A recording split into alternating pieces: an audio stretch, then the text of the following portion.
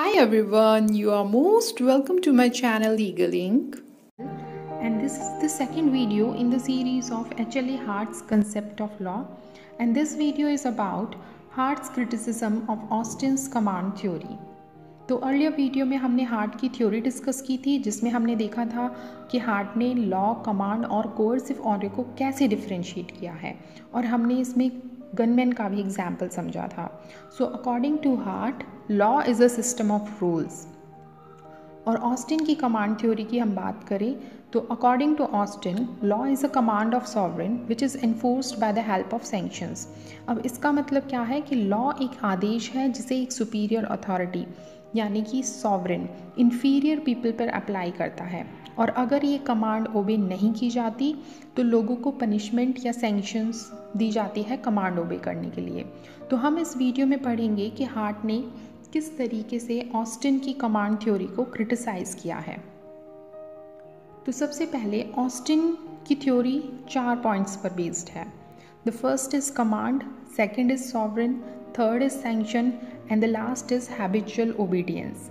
तो ऑस्टिन की थ्योरी में कमांड या आदेश की बात की गई है, सॉवरेन के ऑर्डर को ज़्यादा इम्पोर्टेंस दी गई है. लेकिन हार्ट का कहना है कि ऑस्टिन लॉ की कॉम्प्लेक्सिटीज़ को नहीं समझ पाए और उन्होंने लॉ को सिर्फ एक इंडिविजुअल की विल जो कि पनिशमेंट या सैंक्शन के थ्रू इम्पोज की जाती है उसी तक सीमित रखा. तो हार्ट ने ऑस्टिन की कमांड थ्योरी को क्रिटिसाइज़ करने के लिए 2 एग्जाम्पल्स की हेल्प ली है. फर्स्ट एग्जाम्पल उन्होंने लिया है गनमैन का और दूसरा पेमेंट ऑफ टैक्सेस का. तो अकॉर्डिंग टू हार्ट जब एक गनमैन बैंक क्लर्क से बैंक का सारा कैश डकैत को देने के लिए कहता है तो बैंक क्लर्क गनमैन को वो पैसा गनमैन की अथॉरिटी की वजह से नहीं देता बल्कि उसकी थ्रेट या उसकी फियर की वजह से देता है. तो ऐसी कमांड्स लॉ नहीं कहलाएंगी. इनफैक्ट ऐसी कमांड्स को हार्ट ने ऑर्डर्स बैक बाय थ्रेट कहा है. और दूसरा पॉइंट है हार्ट का जनरलिटी. तो according to Hart laws are general in nature. सभी के लिए एप्लीकेबल होते हैं लॉज. किसी पर्टिकुलर इंडिविजुअल के लिए या हर एक इंडिविजुअल के लिए अलग अलग लॉज नहीं बनाए जाते. जबकि गनमैन के केस में डकैत बैंक क्लर्क को पर्सनली ऑर्डर देता है to hand over the cash. तो यहाँ तक आपको समझ में आ गया. सेकेंड पॉइंट है हार्ट ने ऑस्टिन की कमांड थ्योरी में ये पॉइंट आउट किया है कि जो गनमैन की कमांड है वो क्लर्क को बीइंग ऑब्लिग्ड बनाती है. यानी कि बैंक क्लर्क डकैत को cash hand over respect for authority के लिए नहीं कर रहा है. बैंक क्लर्क ड्यूटी बाउंड नहीं है यहाँ पर. बैंक क्लर्क को कैश देने के लिए उसे ऐसा करने पर बाध्य किया जा रहा है. जबकि लॉज एक सिटीज़न को एक दायित्व के अधीन करते हैं जैसे कि पेमेंट ऑफ टैक्स है.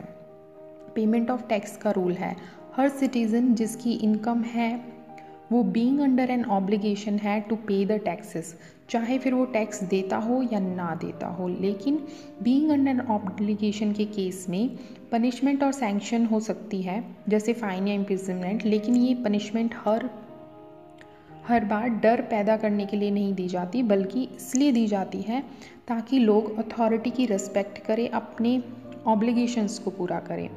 एक और एग्जाम्पल है इसका जैसे ट्रैफिक रूल्स को फॉलो करना. तो कोई ट्रैफिक रूल्स फॉलो कर रहा है या नहीं कर रहा लेकिन वो अपनी ट्रैफिक रूल्स को फॉलो करने की ऑब्लिगेशन से नहीं बच सकता.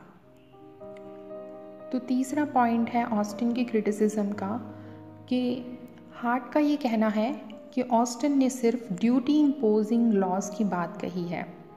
लेकिन हार्ट के अकॉर्डिंग कुछ लॉज ऐसे भी हैं जो पावर कन्फरिंग लॉज हैं जैसे कॉन्ट्रैक्ट लॉ है या वसीयत बनाने के लॉज हैं या फिर जो एडजुडिकेशन या लेजिस्लेशन के लॉज हैं.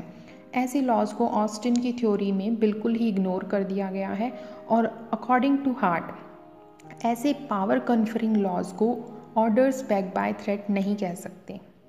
तो यहाँ पर भी ऑस्टिन की थ्योरी फेल हो जाती है.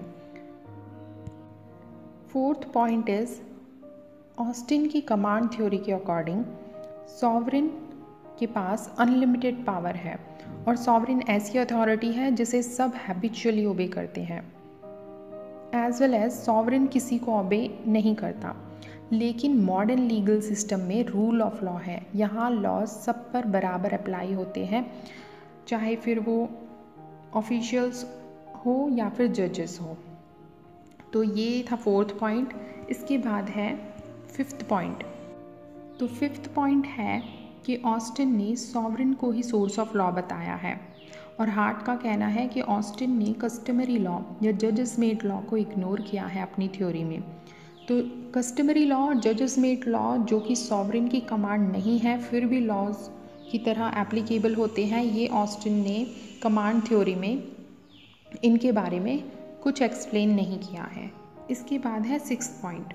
तो अकॉर्डिंग टू हार्ट, ऑस्टिन की theory persistent character of law के बारे में कुछ नहीं कहती, यानी कि स्टेबिलिटी ऑफ लॉ के बारे में कुछ नहीं कहती कि कैसे एक सॉवरेन के अबलिश होने के बाद या हटने के बाद भी लॉज कैसे वैलिड हो सकते हैं। 7th पॉइंट है। 7th पॉइंट में हार्ट के अकॉर्डिंग ऑस्टिन की थ्योरी रूल ऑफ लॉ को इग्नोर करती है, जबकि हार्ट के अकॉर्डिंग एक लीगल सिस्टम में रूल ऑफ लॉ होना ज़रूरी है। लॉज को पॉलिटिक्स से इंडिपेंडेंट होना चाहिए। तो हार्ट का कहना ये है कि जो भी रूल्स बनाए जाते हैं वो सिटीजन्स पर और जो लोग रूल्स बनाते हैं उन पर भी बराबर एप्लीकेबल होने चाहिए। So these are the 7 points on which Hart criticises Austin. और अगर ये वीडियो आपको हेल्पफुल लगी हो तो please like and subscribe our channel as it is totally free.